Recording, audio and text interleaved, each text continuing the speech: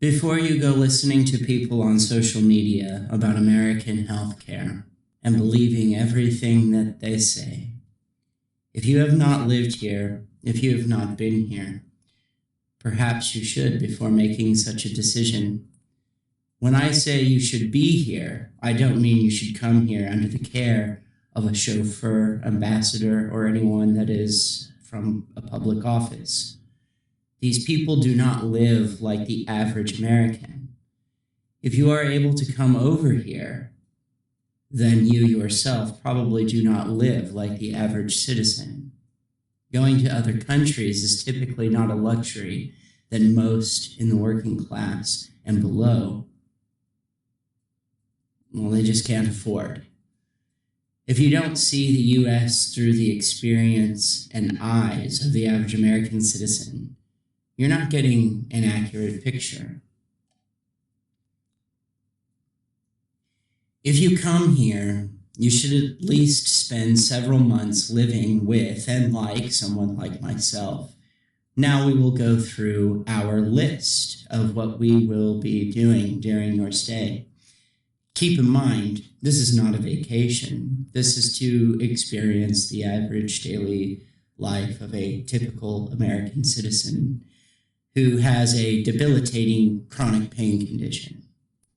This, in and of itself, will give you a long, hard look into the lifestyle we live and the things we have to do to survive. More importantly, being that I have a medical condition, it will give you a hard look at how privatized healthcare looks, as this is something that has become an integral and necessary part of my life. Obviously, there are many ways of life here in the U.S., and people are undoubtedly going to disagree, especially to save face with their political ideology or narrative.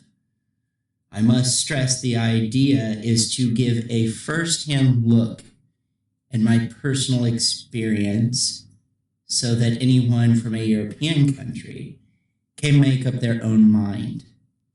There's already plenty of content out there boosting the American health system, and not a single one of them cover the hurdles I have been made to face.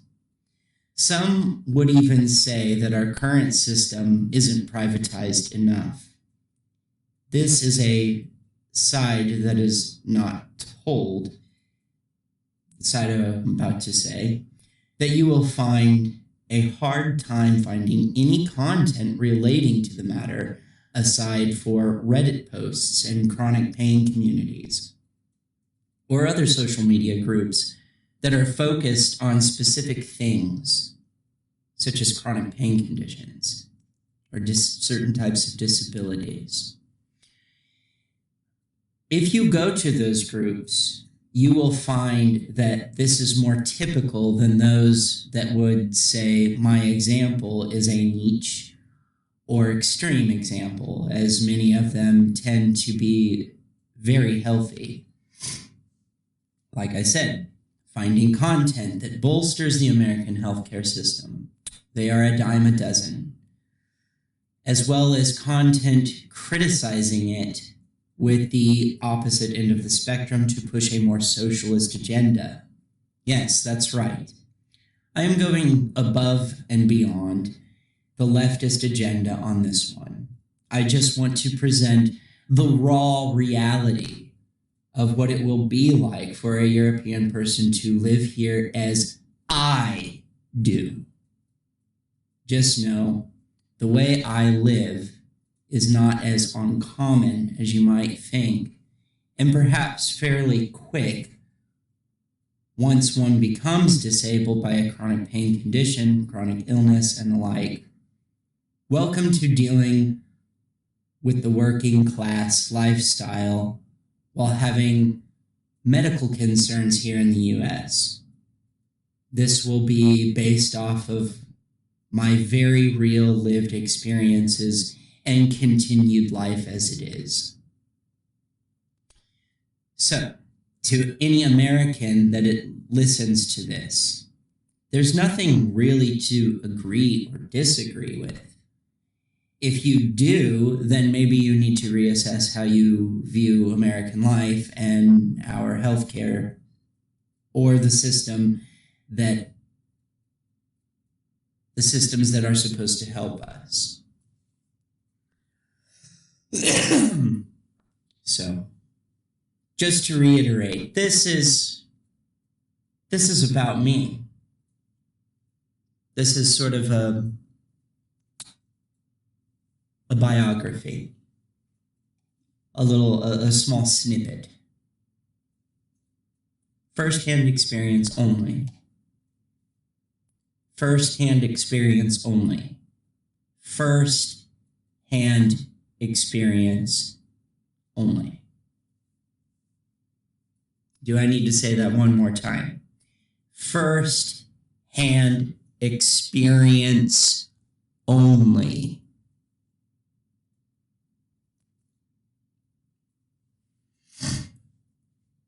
First off, you will not be staying in a hotel because this is not going to give you the experience of living here. You are going to stay with me and my husband, and you will have the option of sleeping on an old couch that has a detached spring in it to where one side of this couch slopes down. The other option is to sleep on a foam pad mattress cover on the floor. I would personally recommend this one. We will spend most of our days pretty much doing nothing at all because we will not be able to afford to go out to eat, drive around, see tourist attractions, and all that crap that tourists like to do. Sorry, you're living like an American and you can't afford to do that. That is middle to upper class stuff, which will not give you the experience of the average citizen. What we will be able to do, we will be able to afford to feed you one bowl of ramen noodles a day. You might say, oh, but that's not enough food. Yeah, well, tough, because that's what we can afford. You will get used to it, I promise. There might be some occasions where we are able to do more than that, but only as a treat. And I'm not talking about eating out. I mean like a slice of frozen cake from the grocery store. But jinx, I hear you say. I have heard about all these food pantries here in the U.S. The U.S. has a good community that really takes care of each other. And people donate food so that we don't have to only eat one bowl of ramen noodles a day. We can go down to one of these food pantries and get some things to make a fulfilling hot meal. Oh, okay. You can go ahead and go to one. While you're there, I want you to do one very important thing. Check all the expiration dates. By the time you get back, my guess is you won't have much of anything to do anything with. Maybe like a box of noodles or something. I am going to look at you and say, all the stuff there is like 5 years expired, isn't it? You are more than likely going to ask what's up with that. And I will be happy to explain that to the best of my ability. I can't speak for every occurrence with pinpoint accuracy because I am not a magic angel baby with special mind powers. I can only tell you what I know based off of what I have personally observed and seen with my own 2 eyes as to why that is. First of all, I would like to point out, have you ever looked at a canned goods expiration date at the store? It's like good for a really long time. Many of them don't expire for like 5 to 10 years.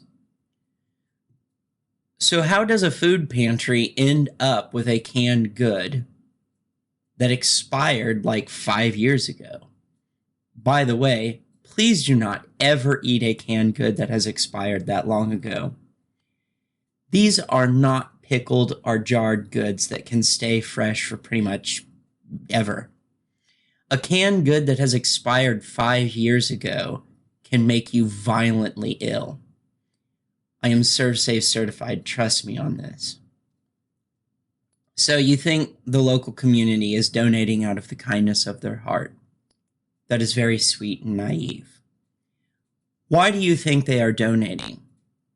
From my experience, the thought process behind this goes, well, this is expired. Instead of throwing it away, I'll donate it to the local food drives or food bank, which is all the same and it all goes to the same places.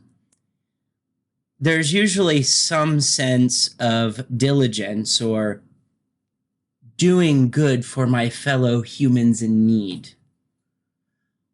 But that's about it. It's a virtue signal, for lack of a better phrase, or a way where they can fuck my wife in the ass and not feel guilty about it in the eyes of God. A sort of, look at me, I'm a good Samaritan. I donated to the needy. But you really have to ask yourself, how did that canned good stay in their cabinet for it to have expired 5 years ago? They look at it and basically say, instead of throwing it out, I'll donate it because there's people out there less fortunate than I that really need this. That's my experience talking to several people that have gone through their cabinets, cleaning out all their expired goods, only throwing away that which is visibly rotten and donating it. It's spring cleaning for their kitchen, and they're donating their trash. They also feel that they also feel that if a person isn't grateful, if they do not accept their expired food, and I've even heard several say, if they don't accept it, then I guess they're just not very hungry and desperate, are they? This is not to say no one ever donates food that isn't expired. They do, and the non-expired food is going to fly off the shelf really fast. I have also heard people who do this say, as they have donated their expired food, and I have asked them, why are you donating that? It's expired. The response is, oh, they have people look through it. If it's really that dangerous, they'll just throw it out. Not really, which you will see very quickly when you go to a food bank. You might ask, but Jinx, if all that food is expired, then why do people go there for food? Ah, you still don't get it yet. The people who go there for food and eat the expired food are just that desperate. They are so hungry that they literally have no choice, and their only option has become roll the dice and eat the expired food and hope it doesn't kill you or send you to the hospital or starve to death. We've got a ways to go. You don't get it yet. Come and have a bowl of ramen noodles. Then you say, but Jinx, what about food stamps?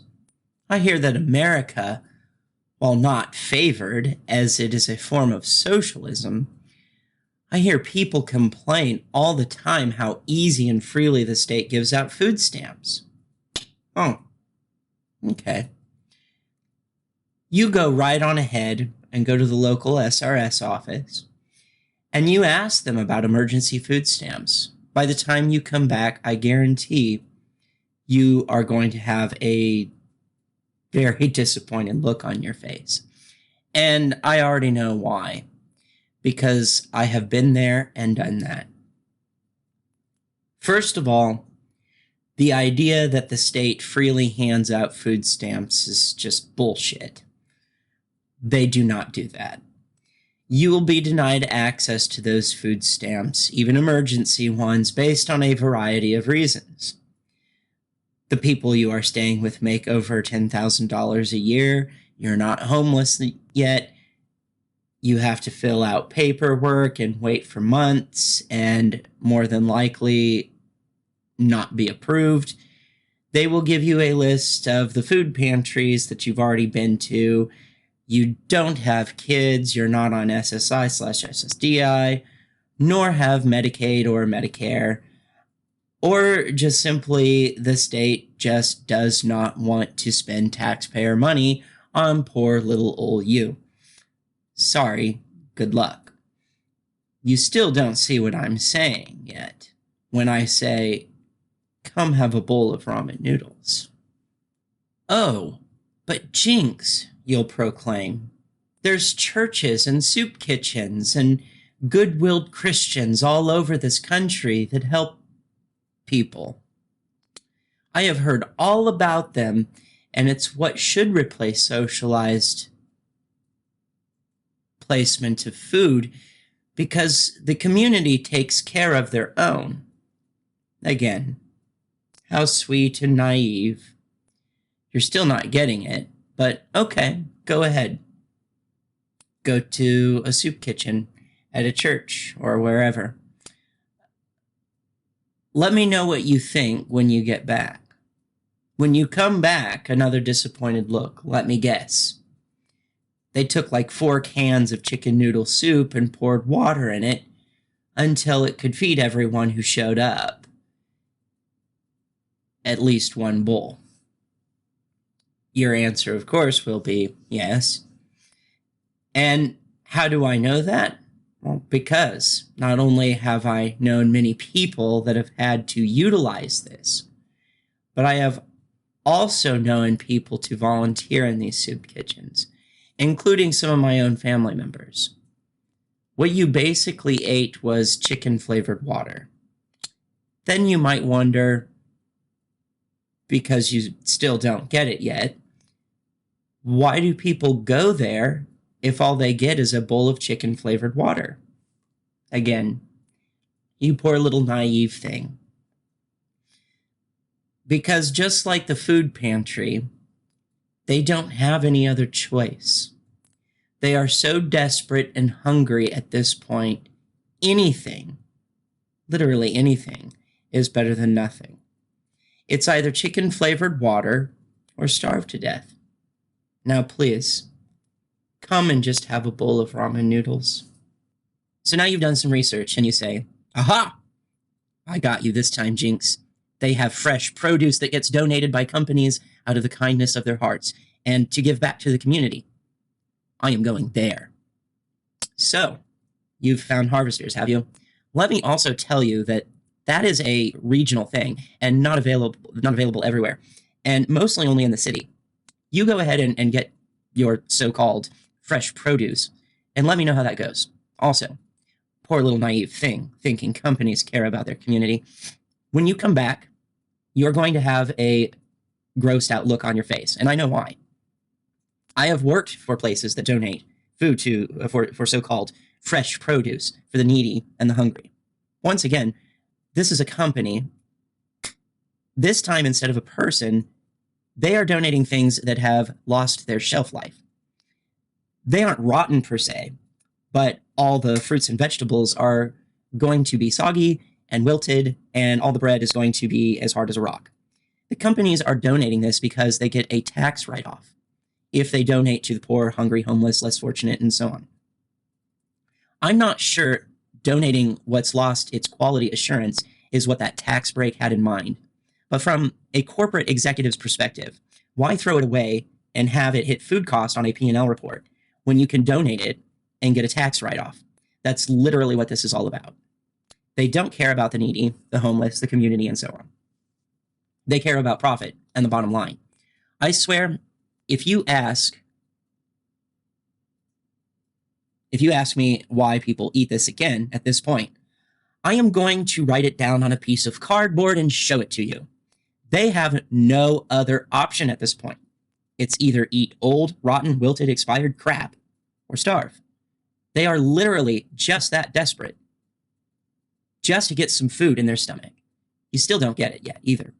Why I keep saying this, but just come and have a bowl of ramen noodles. The last thing you could try doing is going to the local grocery store or restaurant and offering to work for some food. Again, I know this because I have worked retail, I have worked management, I have worked for these companies in management, and I already know what they are going to say because I have been required by the company, by upper management, to say the exact same thing to someone else at one point. They aren't going to do that. Why, of course, you are going to ask, to which the answer is, one, why would they give it to you when they can donate it for a tax write-off? The biggest reason, though, even if you work for it, is liability legal issues. Working while not on the payroll for a sandwich or something is not legal, and the company could be sued or get in a lot of legal trouble. If the food makes you sick, you can still sue the company, and the company could get in a lot of legal trouble. Plus, this is really bad PR and doesn't look good when reported by media. The company itself perceives this as theft even when an employee does it. So, we've got legal issues, health code violations, labor law violations, and plus the idea that a company will do something out of the kindness of their heart is just incredibly naive. They are all about profit, profit, profit. Did you not hear me when I said they consider it theft when an employee does this? Why? I don't know. My job was to enforce company policy, not make the policies. And when you ask HR why these rules exist, I can assure you, they have an answer to every single one you can come up with, no matter how angry you are because you think it's just rational. And I can also assure you they do not care one bit that you are pissed about it. In the eyes of a company, you are seriously nothing more than a walking pocketbook or equipment if you happen to be an employee. Nothing more, nothing less. Sorry. I don't agree with it. That's just how things are. And we as a society have given them that kind of power. So deal with it. Even if you brought this issue up with your local elected official, the words you are going to hear, and again, this is coming from firsthand experience, and I am by no means trying to be politically partisan with this. They will say that's free market capitalism, insinuating that it is their right as a company to choose to do that, period.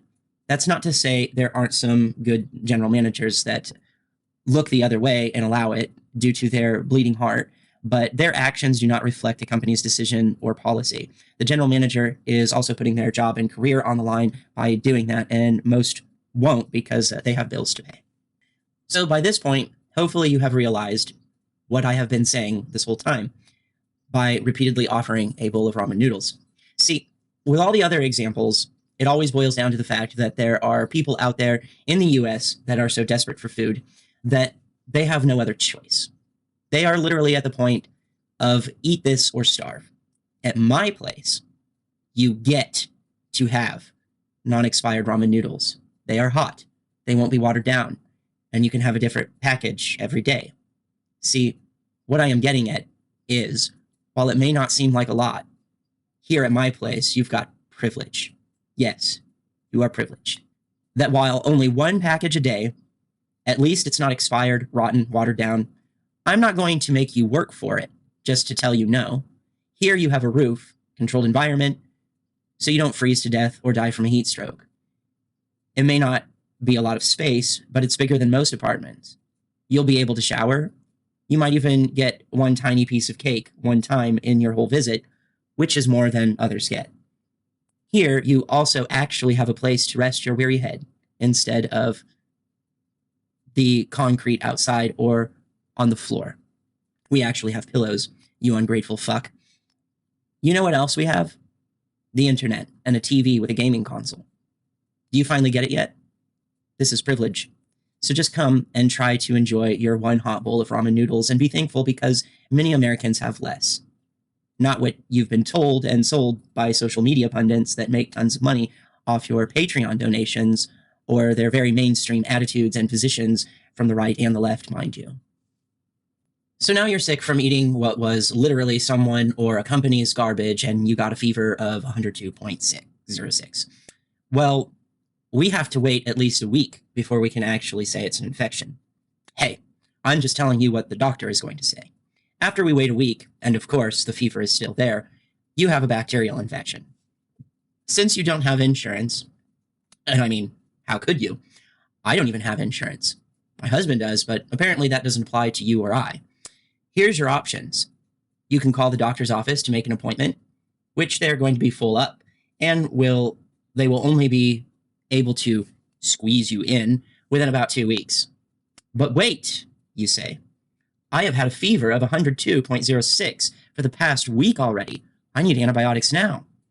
Their answer is going to be, you can go to the ER, which will cost you roughly $20,000 just to be seen in antibiotics that you so desperately need. And if you take an ambulance, tack on another several thousand for that. You don't have insurance. The other thing they're going to say, begin quote, or you can go to a walk-in or urgent care clinic, which is cheaper than an ER visit. They say something to that effect, is what they'll say. But what they don't tell you is that those walk-in clinics, although cheaper than the ER, are about $2,000 just to be seen. That doesn't count labs or prescribing medications because you don't have insurance.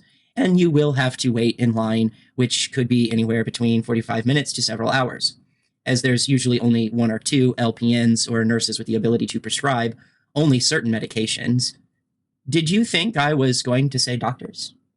That's hilarious. Also, don't assume that the ER will be any quicker. The ER, you might actually have to wait more like 8 hours because they will serve people with insurance and money or people with life-threatening emergencies first despite having an actual doctor, as in one if you go on the night shift, and generally more medical staff on hand. So you go with the more affordable option for someone without health insurance and make an appointment with a doctor 2 weeks out. They have raised their prices recently and it will cost you $200. When you get there and sign in, you will have to fill out a lot of paperwork because you've never been there before. But in all reality, they do this no matter what option you choose. And even if you have been there before, you will still have to wait a time, but it will be much more reasonable in that the wait time will be more like 5 to 20 minutes to be seen. Once you're in the doctor's office, there's going to be a couple more things. They did not tell you that you are going to find out. First, because you don't have health insurance, they will not, and according to more recent company policy that they work for, they can't prescribe you medication like antibiotics, nor can they run a test like blood work to see what kind of bacterial infection you have. You don't have insurance. So sorry. Then you will realize the second thing they did not tell you when you made the appointment. Because you don't have health insurance, and after the doctor gives you their medical opinion on whether or not it's a bacterial or viral infection based on an observation, only because they can't run any tests, since you don't have insurance, you basically just paid a doctor $200 for a 15-minute consultation. Yes, this is lived experience, and this is what happens. This is literally what has happened to me multiple occasions now. Once you've realized that, you are going to say, so wait, what am I supposed to do? I have had a fever of 102.06 for 3 weeks and counting now. Surely this is a bacterial infection and I need antibiotics. What am I supposed to do? Great question.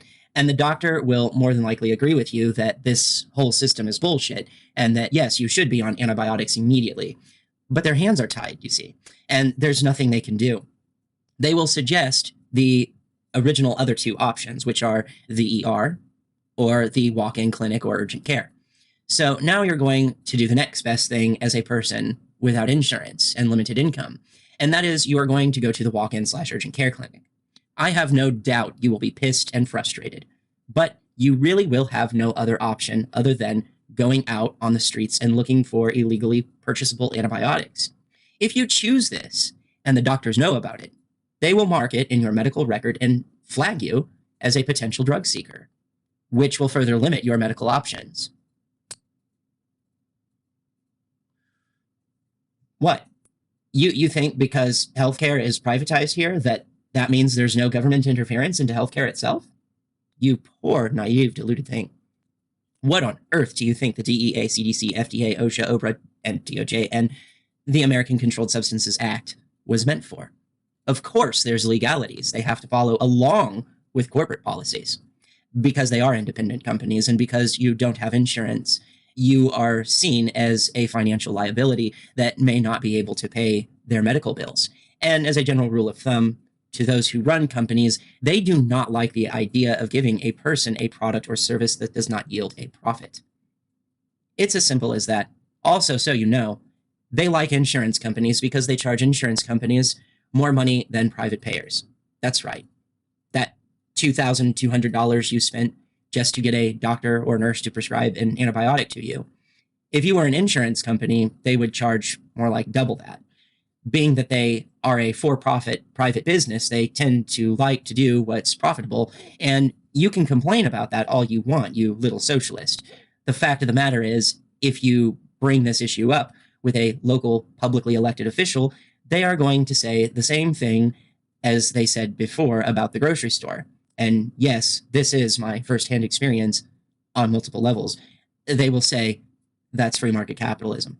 They might even go on to say something to the effect, the American healthcare system takes pride in the fact that we have steered away from big government policies like socialized medical care by preserving the very free and traditional model of the free market capitalist system. Yes, they will say that. I have heard that said directly to me. And if you don't like that reality, tough shit.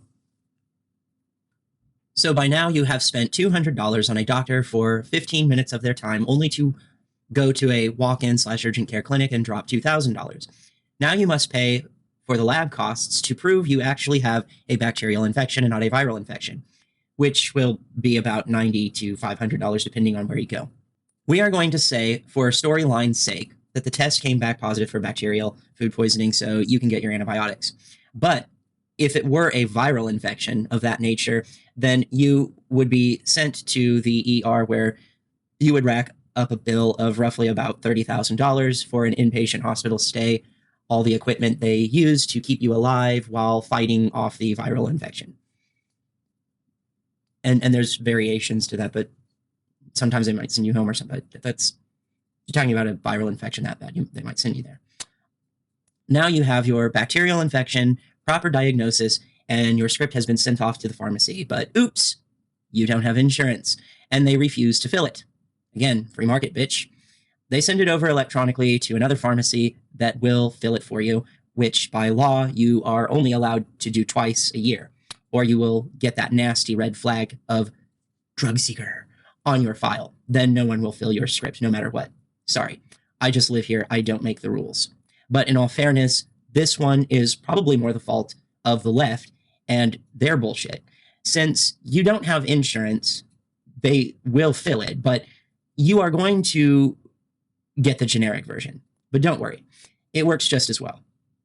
You will have to pay full price up front, which could be an amazing price range depending on the pharmacy or off-brand they use, of anywhere between $30 all the way up to almost $100. If you had insurance, the cost of this medication might only be as little as $2 and as much as $30. Again, depending on what I previously stated. And I also forgot another variable, which is the type of antibiotic. Stronger antibiotics made for antibiotic-resistant bacterial infections tend to cost more money. And if you are in need of those and don't get it, then your infection isn't going anywhere or could come back. You're welcome. I think I worded that really terribly.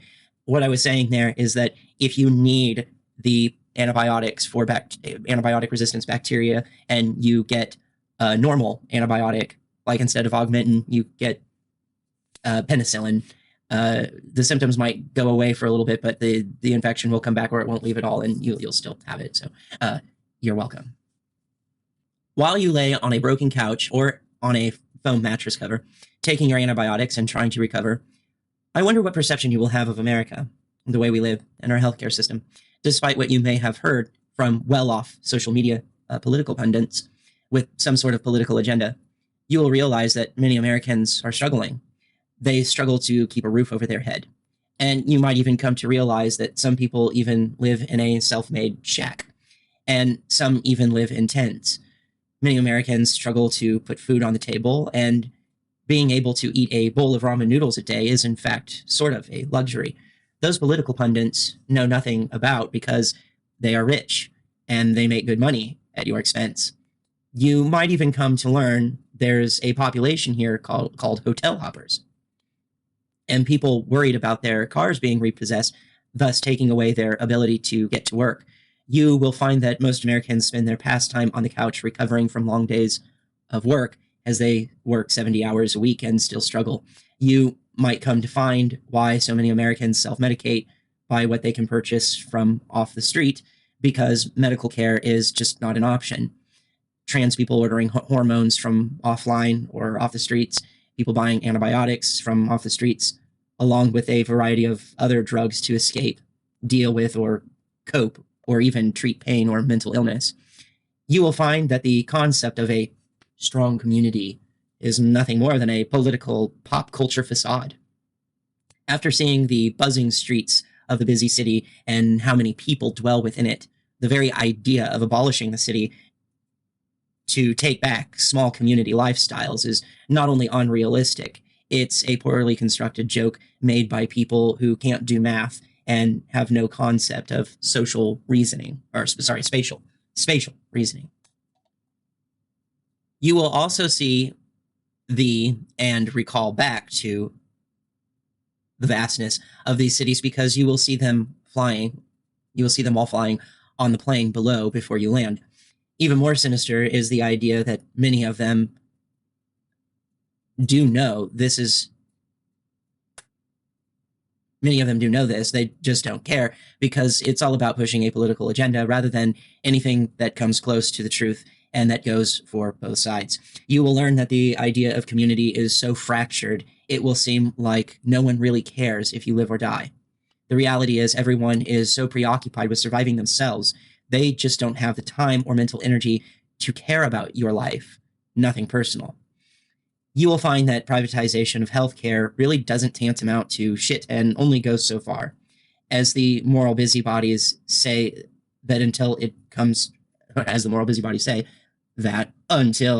to abortion, until it comes to HRT or hormones, until it comes to prescribing controlled substances, sure, it's privatized until those things are brought up.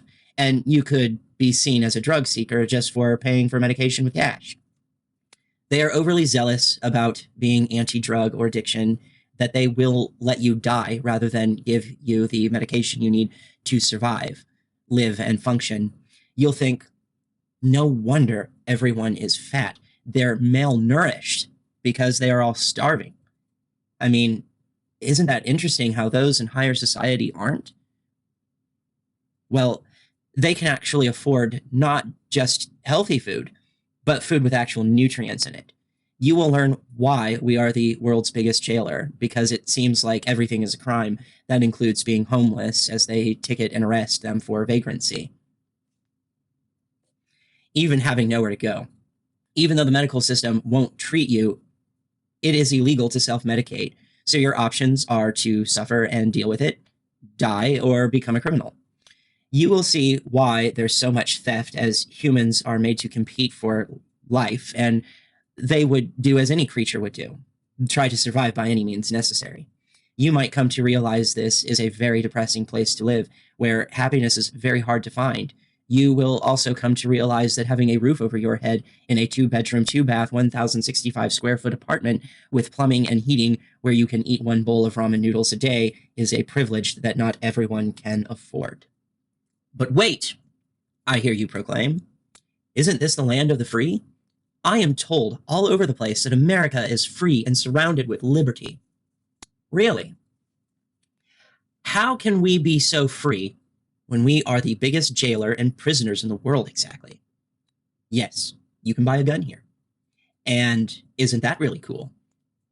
And what exactly are you going to do with it? Maybe defend the place you're staying from an intruder? Look, it's not what you think. Yes, you can buy a gun, and in theory, you have the right to defend yourself. Do you really think someone is going to break in here to rob us or inflict harm? Because I've got some bad news for you, or good news, depending on how you want to look at it. Crime rates have been in a steady decline over the years, and the actual likelihood of that happening is very slim. If an intruder does decide to break in, do you think they are going to do that when you're home? Knowing that people have the right to bear arms here. Typically, they wait until you're not at home. And do you know something that they love to steal? It's because they are worth some really good money on the streets. That would be your gun that you have the freedom to buy. So let's say you use this freedom to buy a gun.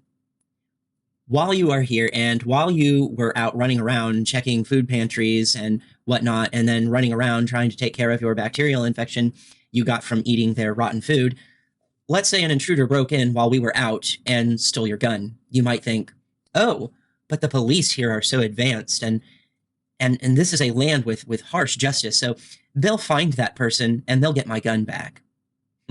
You poor, deluded, naive fool. Let me tell you what will happen, and you will learn the police are not your friend, and they don't care about you either.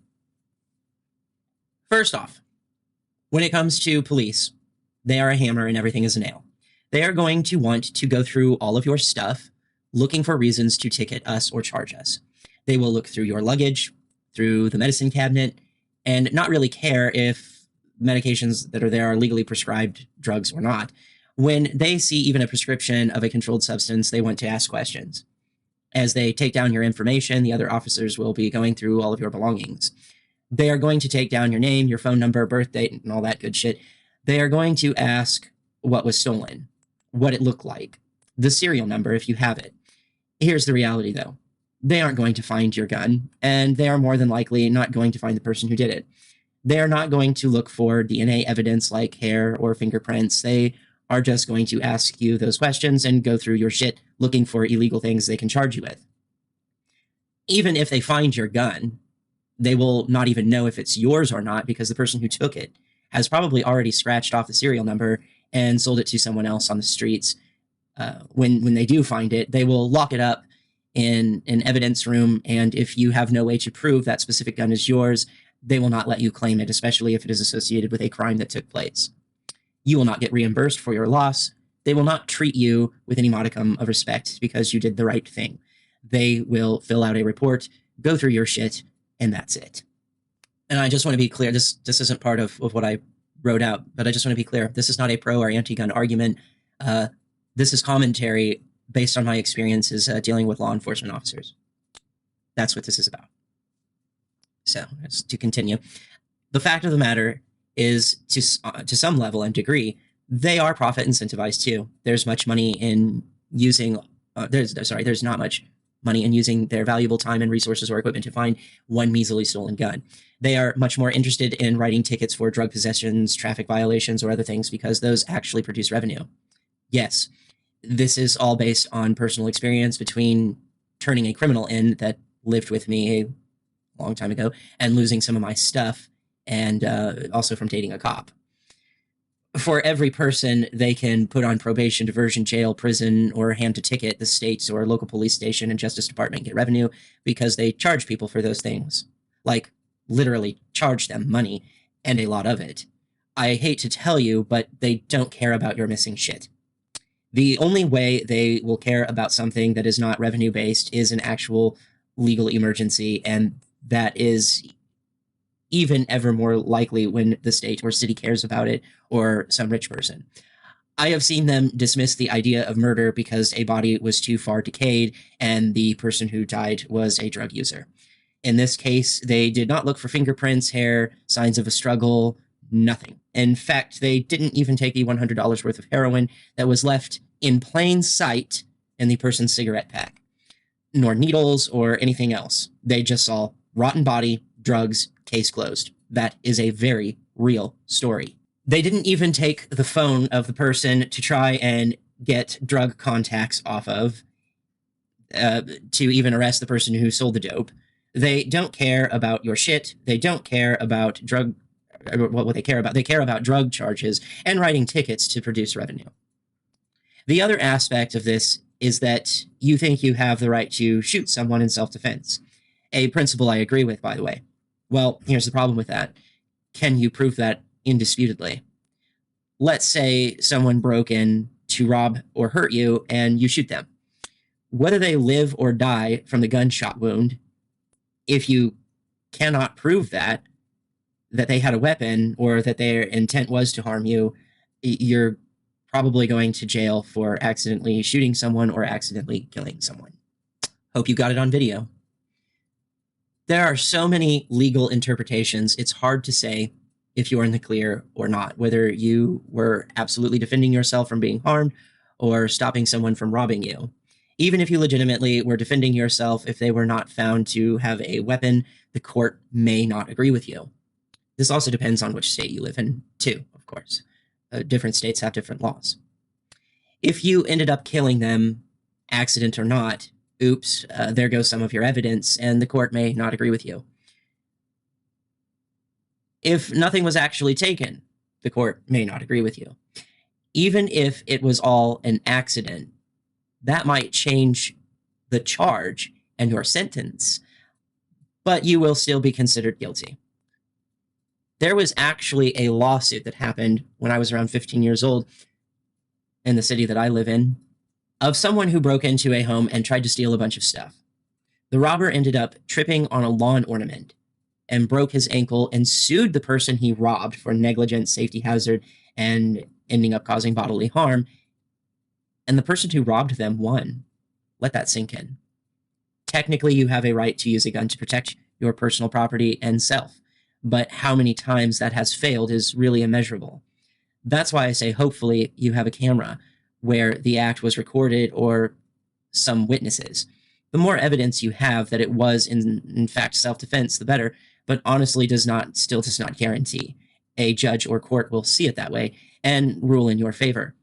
Involuntary or attempted manslaughter, although not murder in the first degree, is still not something you want to be charged with, as it is treated as a very serious crime with very serious penalties of prison or jail time. Now you are leaving the States, and you are on the plane after dealing with all this bullshit. I wouldn't blame you for looking out the window as you raise above the American cities, looking back down at the landmass known as the United States of America and thinking, my God, what an extremely depressing place. Knowing that down below those people struggle to live, they struggle for healthcare, and we have a bastardized sense of justice where real crimes are so often overlooked and things that aren't crimes make pretty much everyone that lives essentially a criminal under the country's legal interpretation. You whom came here and almost died, struggling to fight an infection to which can easily be treated or even cured. A country that consumes much of the global economy's resources, the majority seem to be struggling. It's like those in pop culture, the likes of which you've seen on media and social media, are trying to brush about 59% of the population under the rug, so those who live well can pretend that nothing is wrong. We say we are a Western first world country, but much of what we do is top-down feudalism where the rich define the country, but most are actually really poor.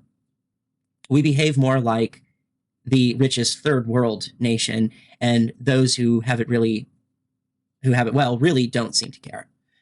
Looking down at a population that is made to self-medicate by going to the deep web or going to the streets, yeah, it seems like a miserable place.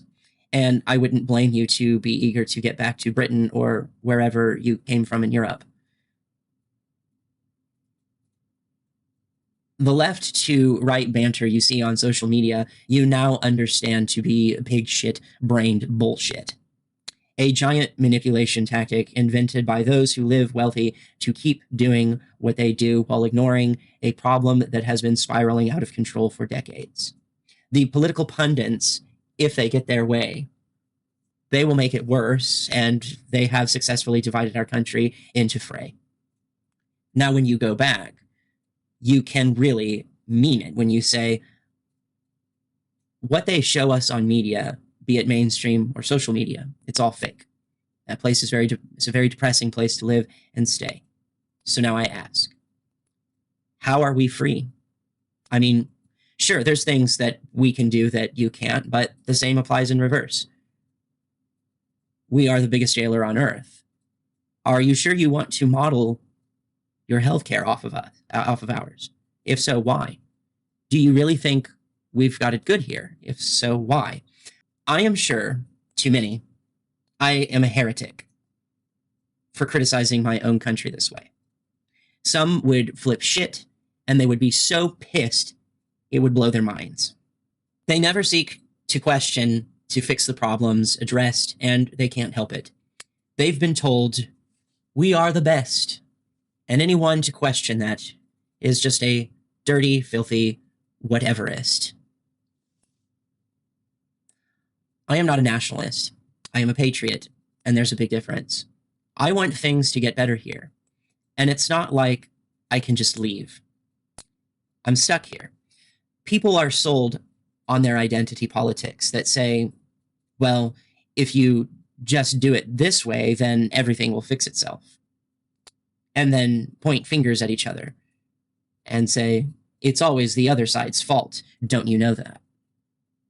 I don't want to interject my politics here because that would be counterproductive to this exercise. If you don't like what I have to say here, I don't know what to tell you. Much of this was built upon my real world lived experience, and I have done what I can to keep doing what I can to try and change this.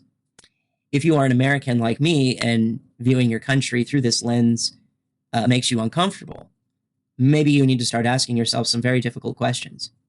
After all, treating a myriad of issues that are unrelated by throwing the same solution at it really doesn't make a whole lot of sense, does it?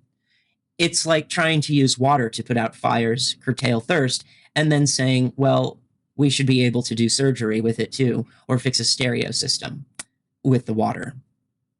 It just doesn't make sense. Not everything is bad. There's cool things about America too.